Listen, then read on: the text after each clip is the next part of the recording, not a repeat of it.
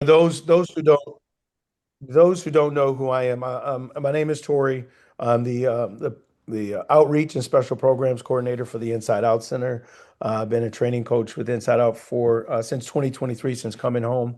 Again, calling in from Michigan. So to have this program today, seeding restorative justice from the Great Lakes to the Grand Canyon, is really exciting.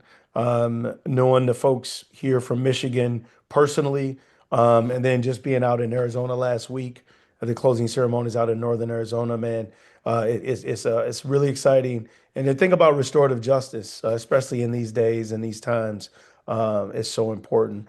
So if folks don't mind, what I'll do is I'll call your name, and we really like, for Inside Out, as we always, when we walk into an Inside Out class, it's, we sit in a circle, we're looking at each other. If you can, please have your camera on. We love to have this discussion with you. And when I call on you, if you could just say your name and where you're calling in from. So we'll start with you, Julie.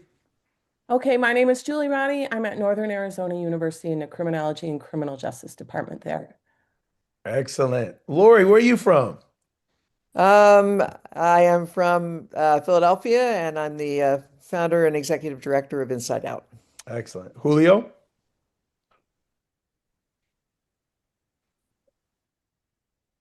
He looks frozen. I'm from Michigan. All right. Thank you. Jamel. Hello, yes. My name is I think Jamel I'm having Bradley, bad and I'm signal. calling in from Phoenix, Arizona. Thank you, Jamel. Paul? Hi, I'm Paul Draus from University of Michigan, Dearborn. I'm at the University of Michigan Detroit Center, so I'm calling from Detroit today. Excellent. Jamal? Jamal Tipton here in Michigan, former Inside student since 2009. Thank you. Elizabeth? Hi, everyone. I'm Elizabeth. I'm from the Penn State Restorative Justice Initiative, and I'm calling in from State College, PA. Thank you. Thomas? Hi, Tori. Hi, everyone. My name's Thomas Bork. I'm calling in from Stockport, which is in the UK. Excellent. Thanks for joining us. Gina? Hi, I'm Gina Housknecht at Co College. I am calling in Cedar Rapids, Iowa. Thank you. Thank you for joining us today. Logi? My name is Elijah Ruffin. I'm an Inside Out coach, and I am calling from Atlanta, Georgia. Thank you. Nan? Hi, I'm Nan Filer. I'm from Philadelphia, though I'm calling you from a dear friend's house in Manhattan, New York. Welcome. Welcome. Is it S. Sims? Yeah, so the S is for Steve. I'm at Bridgewater State University in Massachusetts, and I'm calling in from Plymouth. All right. Thank you. Thanks for being here. Glenn?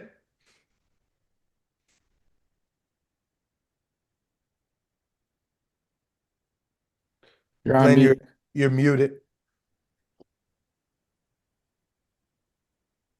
Okay, Glenn Gilbert from Goshen College in Goshen, Indiana. I'm right in the middle of teaching a restorative justice class, Inside Out. Awesome. Thank you for being here. Ashley? Hey, I'm Ashley Massey, and I'm with the Restorative Justice Lab at the University of North Alabama. Good, great. Thanks for being here. Teresa? Hi, I'm Tressa Leopold, and I'm joining you today from Duluth, Minnesota. My school is Lake Superior College, and we have a partnership with the federal prison camp here in Duluth. I actually have 5 inside students in the room with me who can't appear on camera, but they're here to take it all in because they're doing a lot of restorative justice work. And I have 5 outside students joining us here today as well, so we can figure out what we can do moving forward. Wow, thank you. We really appreciate you all being here, even if you all cannot be on camera. I hope they can hear us. Patricia?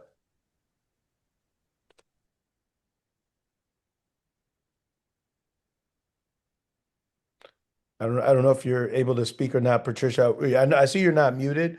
We'll try to come back to you. Eileen?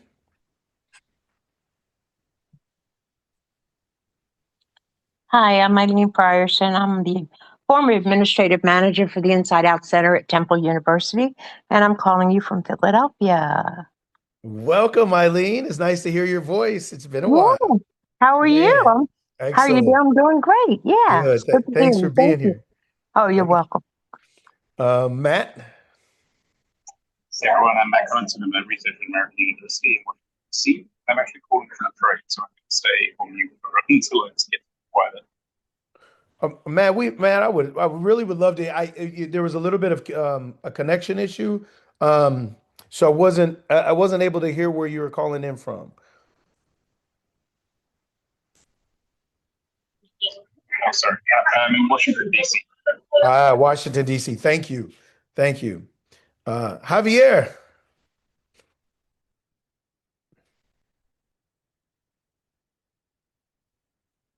Okay. No, I'm here. Just Okay. feeling a little under the weather. But I wouldn't, I would never miss Inside Out. So, good afternoon, everyone. My name is Javier Perez. I am a faculty member here in the Department of Criminology, and we also have an Inside Out program in both our prisons and the county jails here. Thank you all. Thank you for being here. Without further ado, it's again an honor and privilege to be here with this group of folks who's going to be speaking, talking about restorative justice from Michigan to Arizona. As you can see, I've got Arizona in my background. I'm repping my Michigan gear. I'm all excited about what we're going to hear today. So without further ado, Paul, start us off. Okay.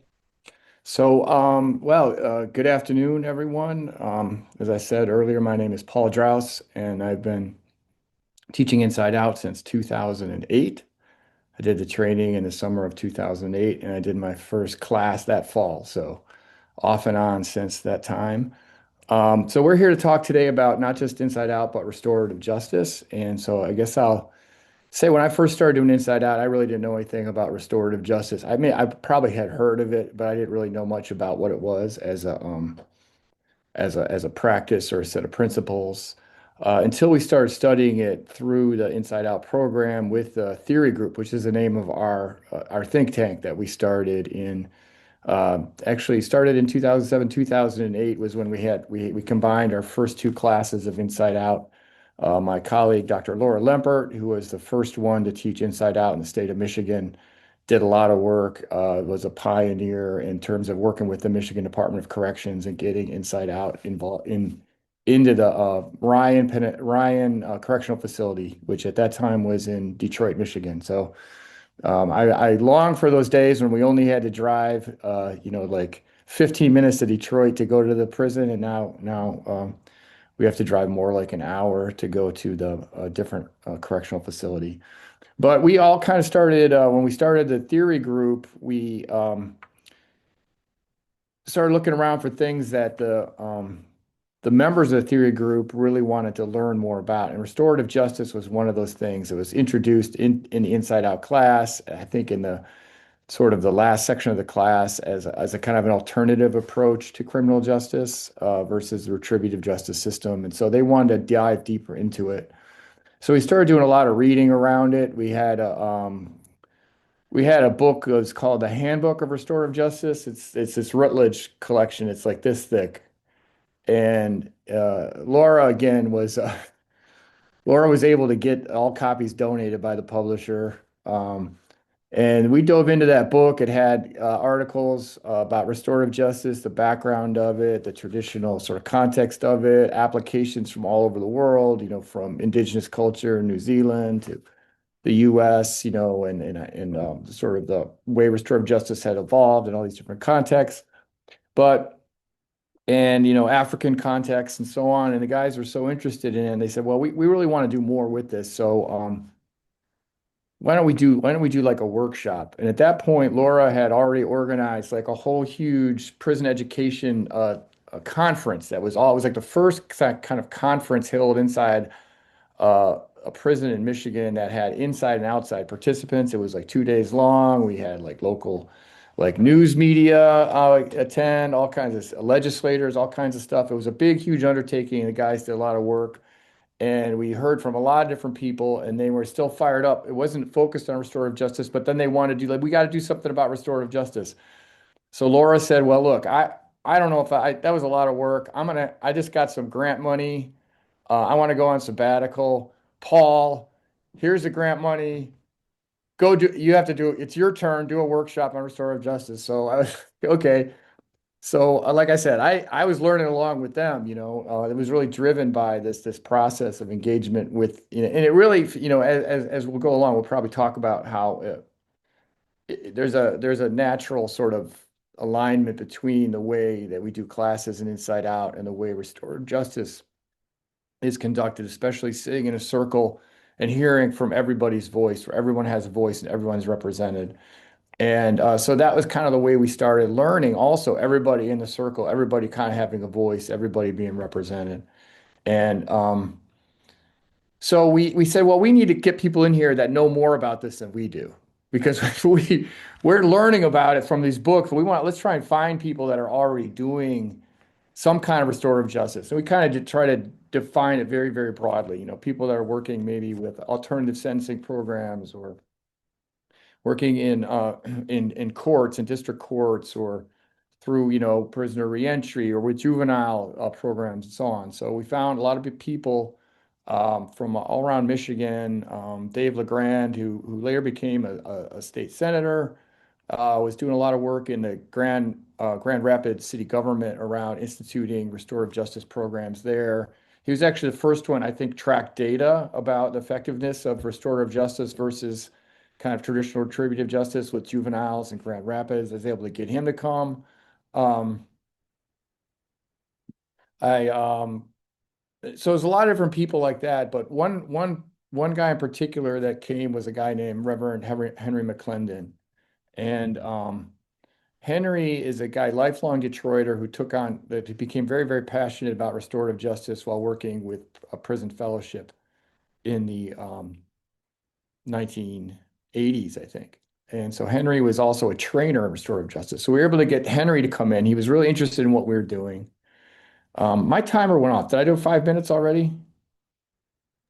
Oh, we're good for you. You got a couple more minutes because we Okay. introduction. So Henry offered basically to come in and then actually do trainings with the guys in restorative. He wanted to do more with us. So we started actually doing trainings in restorative justice on the inside. And then we started meeting more people on the outside that were interested in restorative justice. So kind of two things started going on at once. And this is where, Julie and I were colleagues at the time. So we were doing a lot of research together on the outside. We started thinking about ways that we could do research on restorative justice and also try and maybe promote some practice of it, as well as doing more training. So we were able to get funding from different places to do trainings on the inside with the guys that were still on the inside, to do trainings with Department of Corrections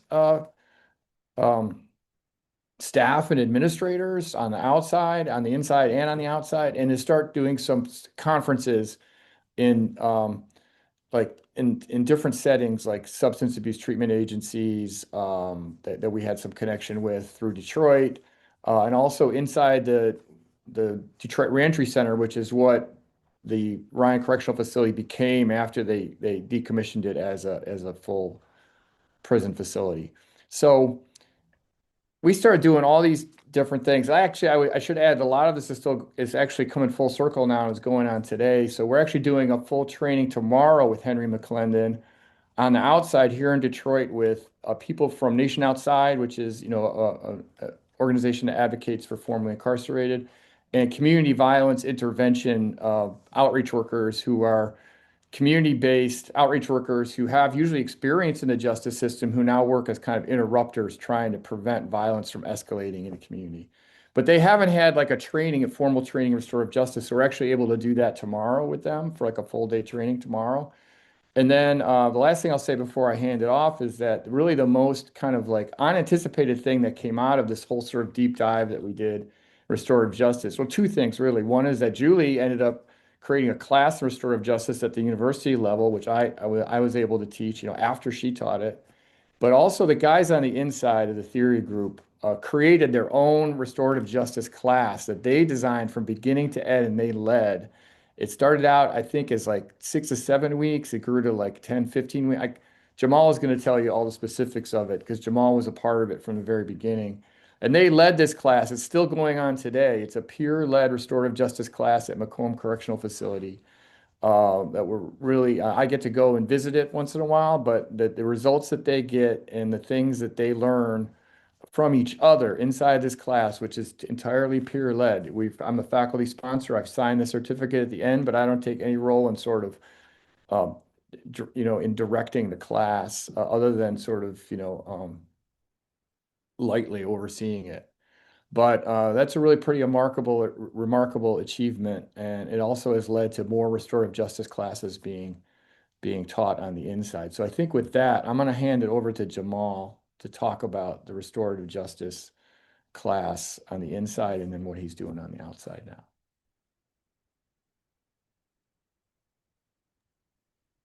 Hello again. I'm Jamal here in Michigan. I was an inside student. I got involved with the Inside Out Prison Exchange program in 2009. And in there towards the end, they had this little thing about restorative justice that Paul was just speaking on. And from that, some people just looked at it as a part of the training, so forth and so on, but we looked at it as it could potentially be something deeper. So we had a bunch of discussions, so forth and so on, about what direction we wanted to go in as a part of this theory group. That was something new to Michigan. So we landed on the book of the handbook of restorative justice, and we got off into it. And like Professor said, I believe it was 4 or 5 restorative justice events where a lot of the who's who in the Michigan Department of Corrections, the who's who in the clergy. A lot of people said they hadn't heard of restorative justice, which shocked us. So we introduced restorative justice to quite a few people through that. And from that, our Professor Limpert that he was talking about, that was his cohort here in Michigan, she challenged us to do something with all of the different classes and things that we had taken. Not we took Spanish. There's a lot of different things. Julio will also speak to that because he was a part of some of it as well. But we were tasked to spread the knowledge that we were receiving from this class, and that's what we wanted to do. So 6 of us from the theory group created restorative justice because of the things that we had done with it and the people that we had brought in. We wanted to really do something with it because it moved us in a way like something never has. And thank God, like Professor said, still going on to this day. But we started a 6-week program called the Restorative Justice, the Philosophies and Practice of Restorative Justice. And the administration, we had to go through the administration. We had to go through a lot of things. Paul was a big help in that because Lori had been, Lori Pompa had been through the institutions with the trainings and whatnot. They were familiar with us. So they were willing to give us an opportunity. We had to give pictures to the warden. We gave pictures to the ward. And I believe the class started in December of 2014. And the amount of response that we received from that even shocked the administration because the administration didn't think that many people would be interested in it. And we didn't either at the beginning. We never knew what it would turn into, but we're glad that we played a part in it. But it went from there, and the guys wanted a little bit more. So we expanded it from 6 weeks to 12 weeks, where we started to do people that know about restorative justice. We started to do surrogate victim skits, victim impact statements, things of that nature. So, like Paul said, we brought a few groups in. I forget some of the names of them where, we again trying to give back as much as possible because of the harm that we caused. And the class, we had a waiting list, and it ended when COVID happened. The class ran, I think we had approximately 500 people go through the process. We had people from Lansing that was also involved with us, that was very interested in restorative justice. And they've seen some of the transformation of the guys that would come in in the beginning of the class, then at the end, and see how restorative justice it moves everybody in a different way. And I don't want to get too deep into it, but I have a couple examples of where it showed the effects of restorative justice not just taking place in the classroom, but in the yard, in other people's lives outside of the institution. But when COVID happened, it shut it down. And I'm just glad that, like Professor Drought said, still going on to this day. I hope I haven't overran my time, and thank you all. Jamal, you did great, and I really appreciate that. And we're going to go over to Julio, but I do want to say, I had just finished my Inside Out class in 2015 and here in Michigan. And we all know going through Inside Out, we that yearning to do more, that yearning to want the class to continue. Well, because Jamal in the think tank had started that restorative justice class, I was able to continue those conversations. So it's just one of those moments of being able and having something there because of the work they had done to continue those conversations. So I was so happy that you guys had started it, and it I think it was like the third cohort that was a part of it. So I appreciate the work you did, Jamal, and I'm gonna hand it over to Julio.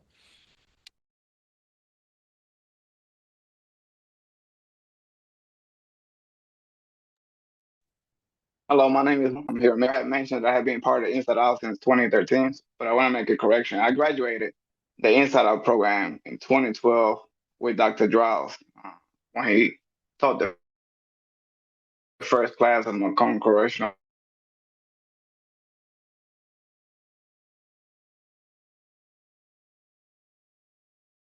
Facility. 2013 is when I became a member of the class where amongst our group. And I developed a passion immediately because I was already a mediator. You know, I was a trained mediator already, so I was involved in peace, being a peacemaker in the community. But restorative justice took it to another level. Typically, as incarcerated men, we tend to suppress our past. Especially if you're serving a life sentence, you develop a coping mechanism. So you put away, you know, your crime, the harms you caused. You don't want to think about that in order to survive what you had before you. So restorative justice allow us to take an honest look at ourselves, to look at our past, to look at how our actions impacted not just our victims, our primary victims, but the community, our families. So for the first time in my incarceration, I took an honest look at myself. And it was painful at first, because we don't really want to look at that because it's painful. But it was transformative and it was cathartic. It instilled in me a desire to give me to restore justice to can to references to the International Institute for Restorative Practices under Derek Frank. So he flew, I think, from Denver, if I'm not mistaken, and he spent a couple of days at the facility with us and took us through some intensive training. So once we gained that knowledge, man of the thesis training became active. We intervened, we held restore circles, and brought about peace. We learned the value of connecting with others. So we developed relationship with leaders from different gangs, different religious organizations, and we work hard, to maintain the peace of the facility. And that's when the administrators of the facility took notice of that. And they gave us more space, to teach more classes, to try to reach out the larger community. As Jamal mentioned, Dr. Lemper always encouraged us that this knowledge that we're gaining through the Inside program and restorative justice training. It's not just for us, that we had to do something for it. So we developed multiple classes, not just RJ classes. We had Spanish classes, we had chess classes, we had tutoring programs, for students who were in the Inside Out program. Every Saturday we had a classroom to help them out, to tutor them, you know. So we were very active the entire time we were there. And right before I came home in 2024, I was given the opportunity to help facilitate the restorative justice class that brothers like Jamal facility. And it's interesting to be part of these classes because, like I said earlier, many men repress, their harms that cause to the community and the victims.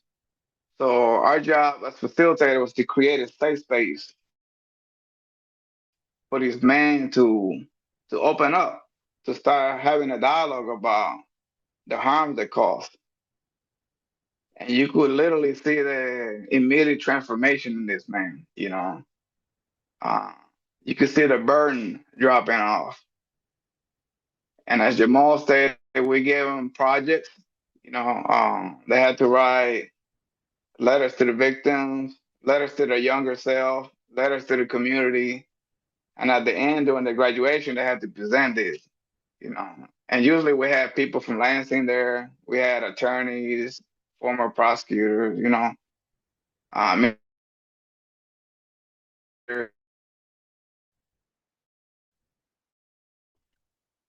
we even held a Restorative Justice Conference, where we invited legislators and judges, attorneys, like show that that's something that's being worked here at the state. Have laws that doesn't allow you to engage in restorative dialogue with your victims. For example, in my case, my victim's daughter reached out to me, but because of the law, I couldn't communicate with her. I'm open.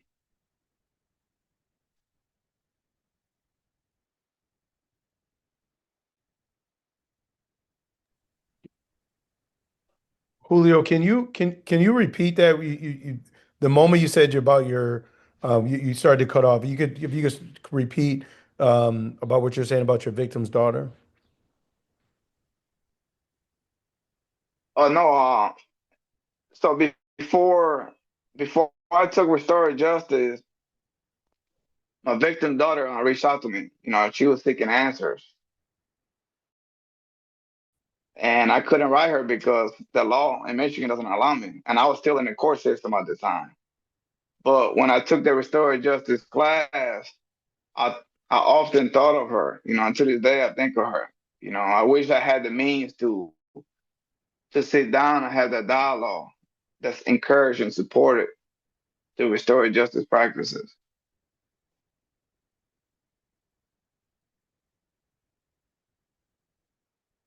Thank you so much, Julio. I really appreciate you being on here and speaking about that. And so we've talked to Paul, we've talked to Jamal, we've talked to Julio from Michigan, who are still currently here.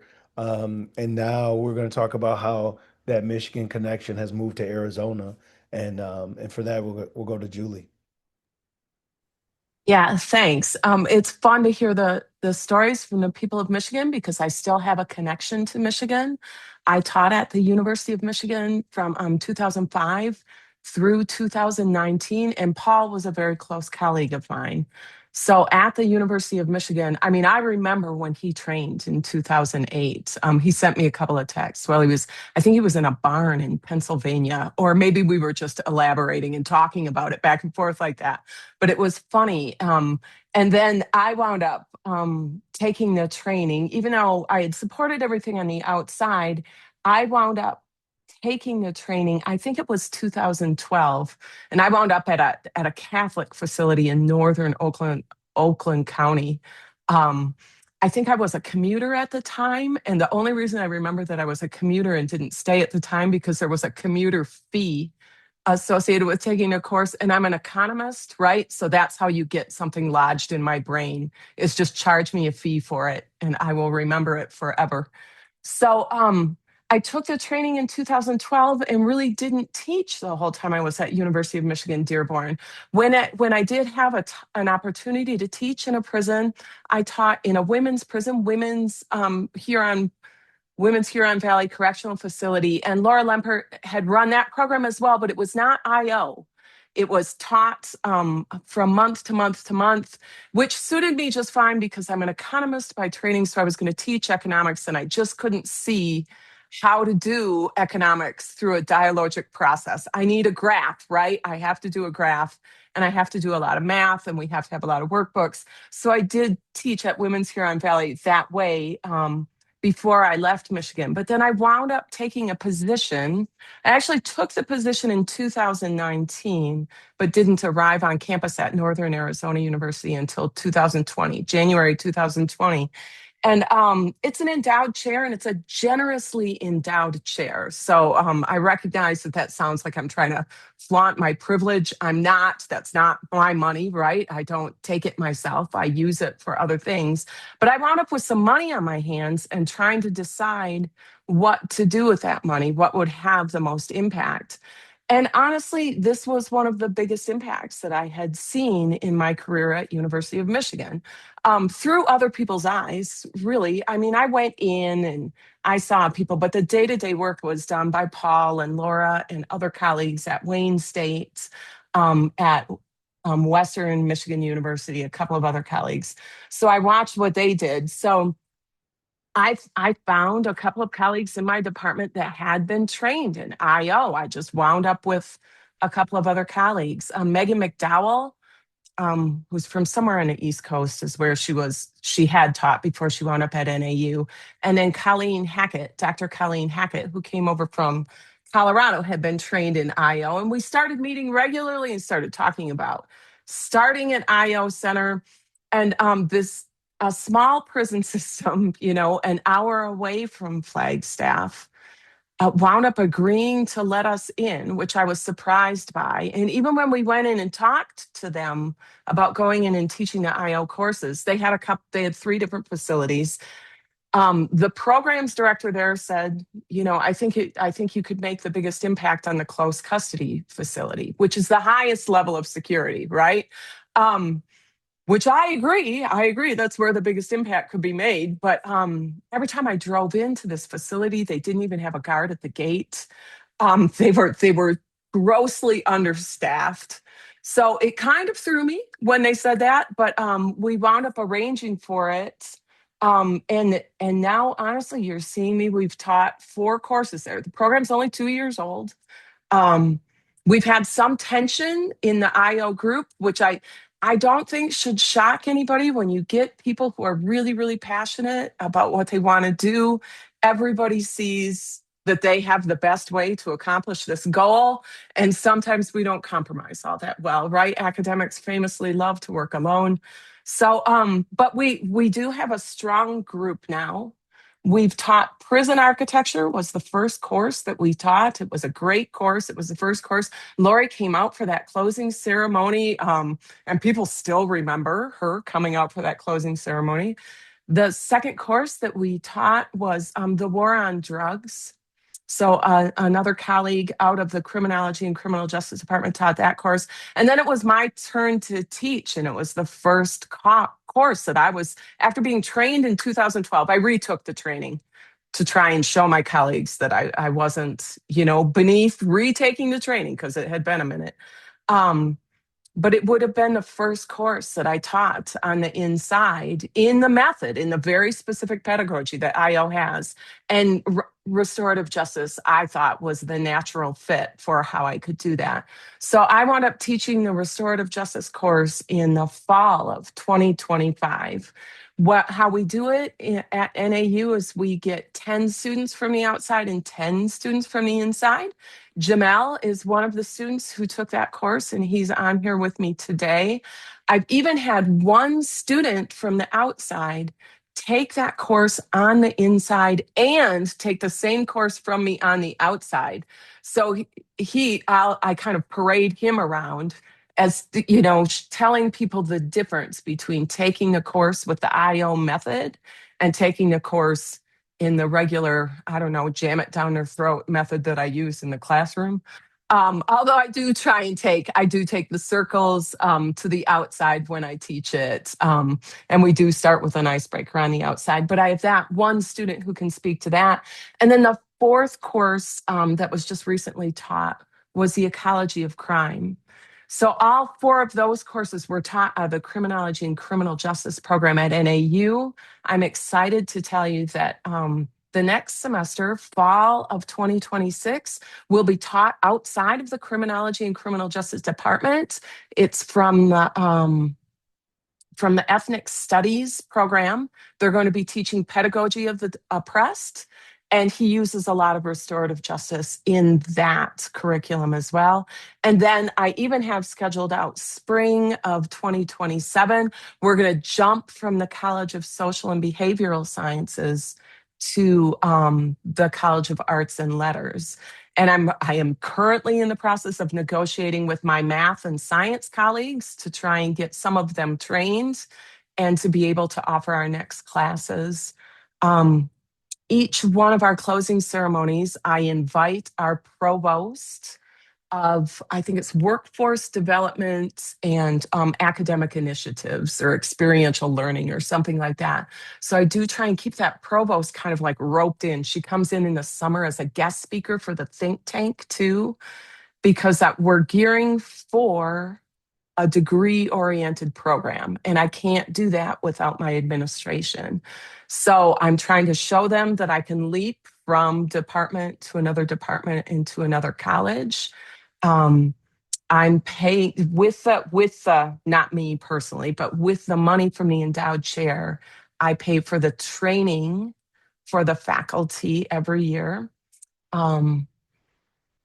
Yeah, we've got one instructor being trained this summer, but I might be able to arrange for another one. I'm looking for another one. So our program is growing.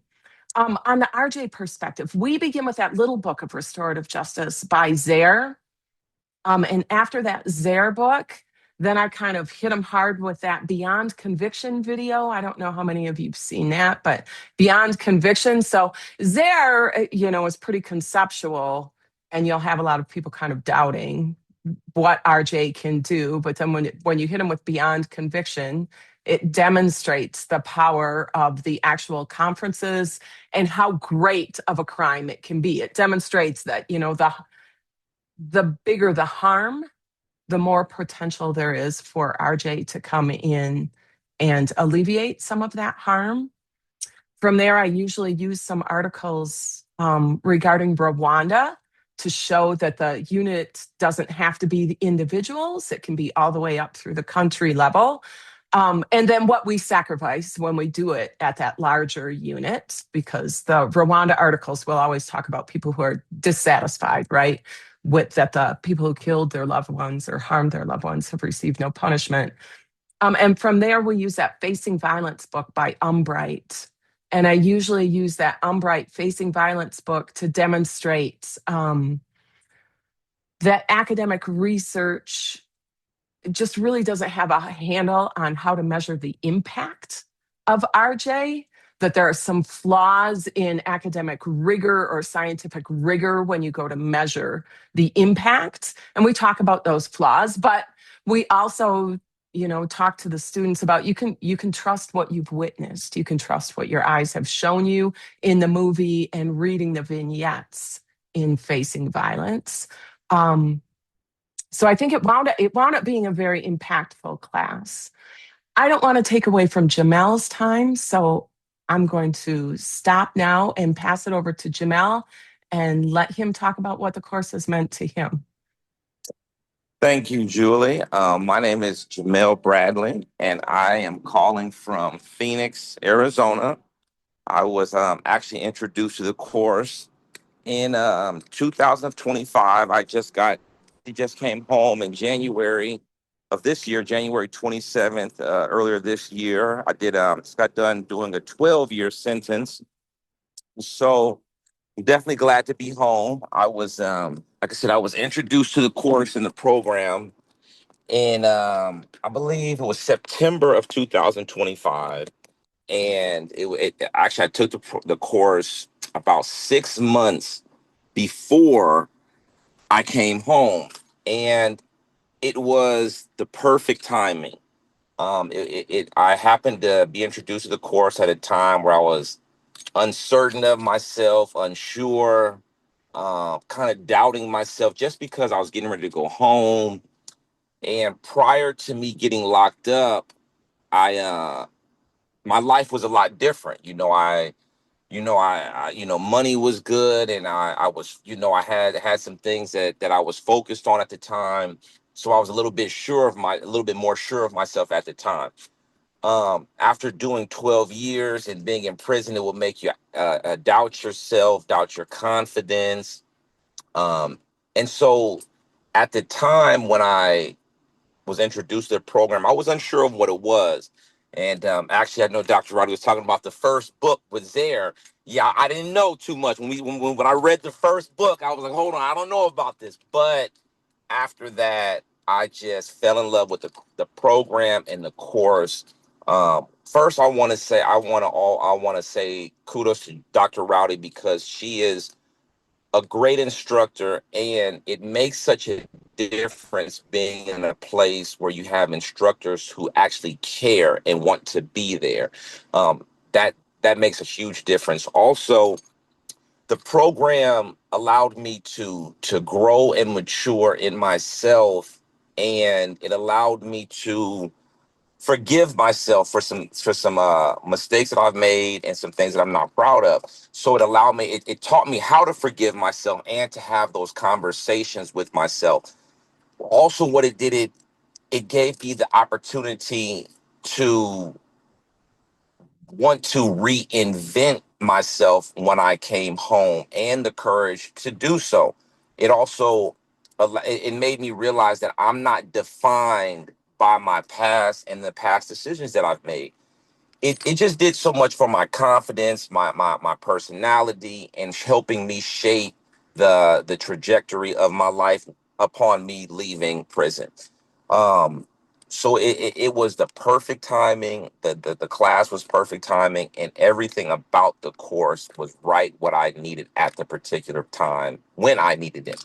So it definitely did exactly what I feel like it was supposed to do, and it's made me a fan. I love the program. I love the course, and I definitely would recommend it. And it's it's making me feel so good to be a part of something that affects and touches so many different people. So that's pretty much all I have to say. And I won't take too much of everyone's time, but I definitely wanted to add that in. Thank you. Thank you, Jamel, and again, welcome home. We are so happy that you are able to be walking and talking from a car and being on Zoom from a car, than still incarcerated. So welcome home. Thank I you. just want to Thank you. thank everyone, Julie, Julio, Jamal, Paul. As we're sitting here, and now we're going to open this up. We're going to open this up to some questions. But my thought is, we got three formerly incarcerated folks on this call. We've got two colleagues who started in Michigan. One is now in Arizona, and yet lives are being touched from Michigan to Arizona, with all starting with the Inside Out program. So the questions are open. Please feel free to ask any of our participants today, if you have a question. Let's have a Inside Out discussion right now. Please use the hand raise function. We'll be able to call on you. And if it's a comment, or a question specifically to any one of our folks who spoke today, um, we really appreciate it.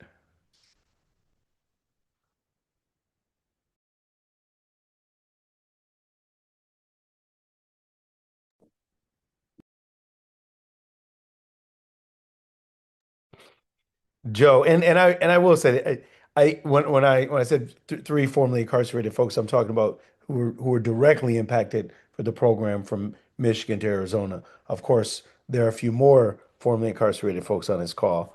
Joe, go ahead. Thank you. Thank you, everyone. I regret that I signed on a little bit late. The question that I have is for Jamel. I'm curious to know, did you, so I was an inside student in 2016, and I'm curious to know, did you find that there was an impact to in the general population to just in the inside out conversations that may have taken place outside of the classroom or in the compound? You know, to tell you the truth, not really. Most people at the facility that I was at,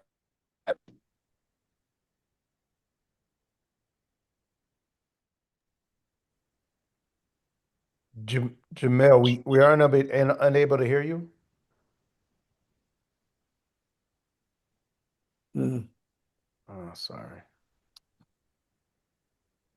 that have that particular mindset. But for the most part, at the facility that I was at, you had people who were open minded and realized, hey, what we were trying to do was bigger than give information to the police. We're trying to actually help the facilities and get some things accomplished that will actually help the whole community and the whole population. So I hope I answered your question. Did I?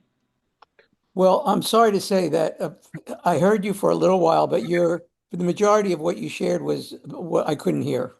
Okay, I'm sorry. It probably switched back to my Bluetooth. So what I said was is that the facility that I was on, they were majority of the community was very receptive to what we were trying to do in the program and the actual program itself. So for the most part, you'll have people that will, kind of have a nose turned up because they think, oh, what is this program about? Are they working with the police? Are they giving information to the police? And once they realize that, hey, no, this is something bigger than that. This is something that we're trying to accomplish. We have an agenda that we're trying to accomplish, and we're trying to get some things done that's going to affect the whole community. And once they realize that, then most people are all on board. Thank you. Yes. Thank you, Jamel. Thank you, Joe, for that question. Any uh Jamal. Yes, to speak to what he was talking about, when Inside Out first came into the institution in 2007, and people seeing something different come in, they heard us having different conversations of the small groups of people that were in Inside Out. And some people began to overhear it and they wanted more. So we were already sharing the books because it did change some of the conversations that were on the yard. But as more people went, the conversations get broader and broader. That's why I believe when we introduced restorative justice as well as the other classes that Julio talked about the chess class, the Spanish class, the tutoring classes, more people were receptive to it because they heard some of the other discussions and the good things that were coming from the information that was being given to us on the inside and through the Inside Out Prison Exchange program. Thank you, Jamal. Teresa, I know you can't have folks on camera. I know you got a large group there. Um, is there any comments or questions or thoughts from you or some of the folks who are in your group? Yeah, I'm gonna hand the laptop to somebody without putting the camera on and just see kind of what their thoughts are. They're all looking at each other. All right, I have somebody who's willing to just sort of share, either ask a question or just kind of share a little bit of what we're doing here in Duluth. What's going on, everyone? My name's Buck. Appreciate the opportunity to be involved. Had the opportunity on the inside here to take a number of inside out classes with Miss Tressa, as well as we've kind of got our own restorative justice, restorative practices class here, and then kind of internal group. So it's been neat to see how those two overlap. I guess my question is, how do we make this thing grow? How do we get more staff on board from the administration side? And then what are some ways or some opportunities we can get more people in the community aware of stuff like this and plugged in, so it's not just a singular relationship between the college here and the institution. Buck, that's an excellent question. And I'm sorry, it's Tressa. I'm looking on the screen and my mind just goes to Teresa, but sorry about that, Tressa. Paul, Julie, you want to take that? So I will I'm gonna let and Julie's the person that taught me the most about how to be creative and finding resources. So I mean, one of the things that we've done, I mean, obviously with Inside Out, you do a lot just with your time, right? And how you use your time. And Laura Lempert was the one that taught me most about building the relationships in the prison, you know. So I mean, your two biggest resources are actually those relationships and your time, right? But sometimes money does help. So I mean, we started thinking about all the ways that restorative justice, you know, and we haven't talked much because we wanted to talk about the process of how, you know, restorative justice became rooted and then spread. We didn't talk much about actually what restorative justice is. I realized as I was listening, you know, and sort of like, you can talk about restorative practices, restorative justice. There were different trainings that we did. We did the introduction, which is sort of principles of restorative justice, and then conferencing, restorative justice conferencing. And when we did that training, that was the one that Derek Frank led, which was we did a full training which teaches you how to do a conference between somebody who's been harmed and then someone who was involved in causing that harm and how to, you know, how to reach out to the family or the affected people and how to prepare because there's a lot of prep work that has to go in that has to go into to doing this, right? So we learned how serious all that was.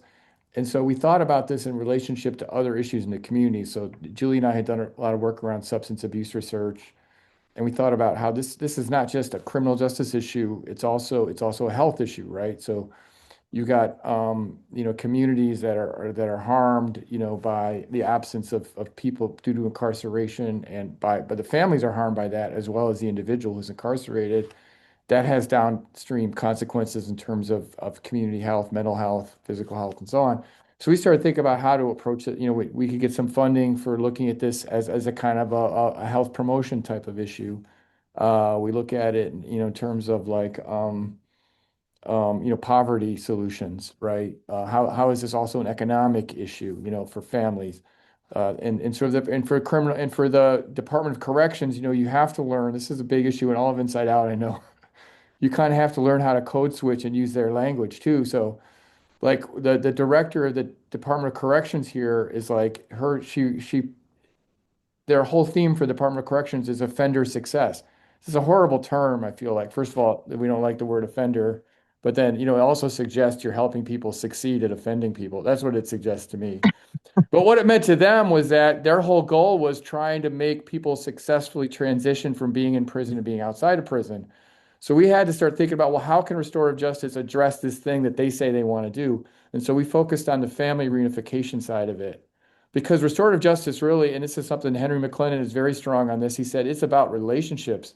And that to me is also the really strong link to Inside Out because it's about building a community. You don't agree with everybody. At the end of the day, when those people have that conference, somebody does not necessarily forgiven by the other person, but they understand more about what that person was, why, what was in their head when they did that, what was happening with them. And then the other person understands the impact of what they did. So the guys on the inside who created the restorative justice class, I'll leave it at this because I know other people want to speak to this. They had this really brilliant way of approaching it because they use the inside out methodologies too. So they would think about how do we create exercises around this that bring it to life for people. And they would have the guys think about the things that they had done and they thought about it in terms of empathy versus accountability. And they had to choose like what is more important, empathy or accountability? That means empathy meaning you're feeling for someone, or accountability meaning you actually you're saying like I did that. And you can take accountability without feeling empathy because you can say I did Yeah. that to you, and you can also say I think you deserved it. You know what I'm saying? So it's and so it really got to is a really great simple way of getting people to think through what they had done. And this was the thing is the vulnerability that they were able to explore in those classes and still are. I mean, it's just that was what was tremendous to witness about it was the way that people would then go through, like Julio said, and rewind the tape on things they had done and not even having thought at the time about how maybe somebody else was impacted. So the empathy actually came later when they started thinking accountability, right? Whereas other people, they started feeling first, and then later on they went and kind of took accountability. So I would say as far as getting support, that's kind of what it is. Like with your academic institution, you got to figure out how does it speak to what it is that they're trying to do in terms of their missions goals. Different funders, what are they kind of trying to do? The MDOC, what are they trying to do? And try to mobilize those different types of resources. And also meet the people that are doing it and that are passionate about it, because those are actually your greatest resource. So Henry McClendon, I'm able to pay him to do this training tomorrow in the community. And then I said, Henry, I'm paying you to do this because I had a little bit of grant money left. If you're doing this, will you come and give me a free one, like a twofer, and come do one in the prison for me again? He goes, I'd love to do that. Because he's been in the prison, he knows how much he gets out of it to meet all those guys in the prison. So that's what I'll say about that. Julie, you can now correct everything I said that's wrong. No, nothing you said was wrong, but we did get really creative, looking around for funding. Like Skillman Foundation, we used the Skillman Foundation. We got money from them because we went and reunified families and connected children to it. So everywhere we go, we would just kind of pitch it to what it is. Even at the university, when I pitch IO, the way that I pitched it in the Department of Criminology and Criminal Justice and to the Social and Behavioral Sciences College, because I use their resources, some of them of which I don't pay for, I tell them this is workforce development because my university is overly concerned with workforce development. And so I tell them, you've got people who want to go out and they want to work in this field, social workers, criminology and criminal justice students, and they've never been in a prison. That seems ridiculous to me if that they want to enter that field and they've never been in. So this is workforce development, I would say. But I turn around and just walk into the next room and pitch it as something else. I just, pitch to who's ever in the room. But that's been successful so far. I mean, at NAU, that is the other thing. For the closing ceremonies, I try and invite in, I slot off who I invite to the closing ceremonies, and 3 of those slots have to be donors. Donors who I've been, cultivating, you know, for a serious amount of time. And then I won't let them come in right away, right? It won't be in the first week that I've met you. I make them wait at least a year and say, well, let's talk about it in about a year. I can probably get you in. You can come into one of my, sessions. And then I don't ever tell anybody that they're donors when they walk in. I just invite them in and let them mingle with everybody else. And then I make sure the next day I call and I talk to them on the phone and I sell them hard. Right. So I've gotten my funding pitch down. I collect money rather aggressively now. But Derek Frank, I just heard from the other day, or today, as a matter of fact, he sent me his CV. He started his own training institute now in RJ, and I'm sure I'll use him. So you just try and network within the group. Thank you, Julie. And we are coming to the end, but I know Jamal. Jamal, is there something that you wanted to say about to the group in Minnesota? Be the examples of what RJ is and can be. Show them, show the administration that y'all are serious about, you know, giving back as much as possible, healing from the harm, as well as helping other people heal from the harm that they've caused or have been caused to them. Because showing improving is one thing. What they always said, data. They looking for data. They looking for data. Be the data that they're looking for. That's a good one. And Jamal always would his word always when we would do one word thing in restorative justice, because he would do one word checkouts. And I think this was from the book. We learned and a lot of you probably know this word already, but from the Swahili, the African practice, they have the term Ubuntu, which means, we are people through people.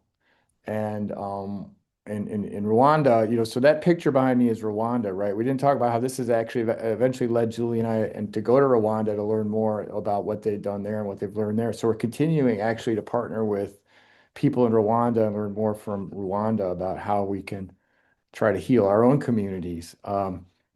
But our group was always really, really strong on that. You got to show and live the principles, not just for the administration, but for the other people in the facility, because that then becomes they see that and that becomes a model of like, maybe um, there's something going on with those guys.